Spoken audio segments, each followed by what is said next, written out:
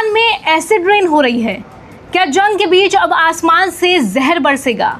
और क्या इस इजराइल अमेरिका द्वारा किए गए हमले से सिर्फ सैन्य ठिकानों पर नहीं बल्कि लाखों आम लोगों की जिंदगी पर भी खतरा बन गया है? ईरान और इजराइल के बीच चल रही जंग ने अब एक बेहद खतरनाक मोड़ ले लिया है। ईरान की राजधानी तेहरान पर इजराइल के ताबड़तोड़ हमलों ने ऐसी स्थिति पैदा कर दी है जिसकी कल्पना शायद किसी ने नहीं की थी। तेल के ठिकानों पर हुए भीषण धमाकों के बाद पूरे शहर का आसमान काले और जहरीले धुएं से ढक गया। अब सबसे बड़ा खतरा ऊपर से बरसने वाली एसिड रेन यानी कि जहरीली बारिश का बताया जा रहा है। वहीं इजराइल डिफेंस फोर्स यानी कि IDF ने दावा किया है कि उसने तेहरान में हमलों का एक और बड़ा लक्ष्य हासिल किया। इस ऑपरेशन में ईरान के उन ठिकानों को निशाना बनाया गया जिन्हें सुरक्षा और सैन्य गतिविधियों के लिए अहम माना जाता था। रिपोर्ट्स के मुताबिक करीब 50 से ज़्यादा base, internal security command centre और अन्य सैन्य ढांचे को पूरी तरह ध्वस्त कर दिया गया है।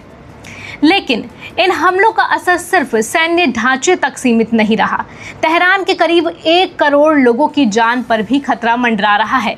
हमलों के बाद तेल प्लांट में लगी भीषण आग से जो काला धुआं उठ रहा है वह बेहद जहरीला बताया जा रहा है। ईरान की रेड क्रेसेंट सोसाइटी ने चेतावनी जारी करते हुए कहा है कि इस धुएं के वातावरण में मिलने से एसिड रेन हो सकती है और दावा किया जा रहा है कि कई इलाकों में जहरीली बारिश हुई भी है। अगर ये सच है तो ये इंसानी त्वचा, आंखों और फेफड़ों के लिए गंभीर खतरा बन सकता है। हालात इतने बिगड़ चुके हैं कि स्थानीय प्रशासन और राहत एजेंसियों ने ईरानी लोगों को घर के अंदर रहने की सख्त सलाह दी है।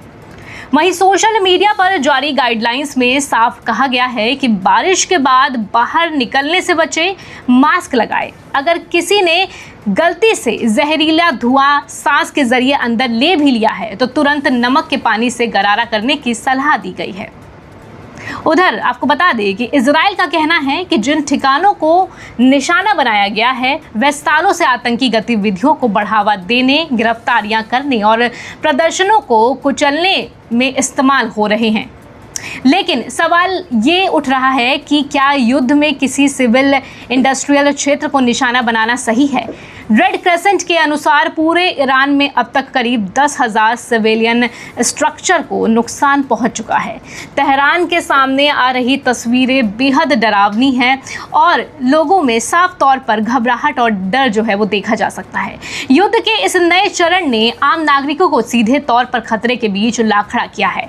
अब सबसे बड़ा सवाल यही है कि क्या ये सिर्फ एक सैन्य ऑपरेशन है या फिर ईरान के बुनियादी ढांचे को पूरी तरह तबाह करने की कोशिश है? आने वाला वक्त ही बताएगा कि तेहरान के लोग इस जहरीले धुएं और युद्ध की मार से कैसे उबर पाते हैं।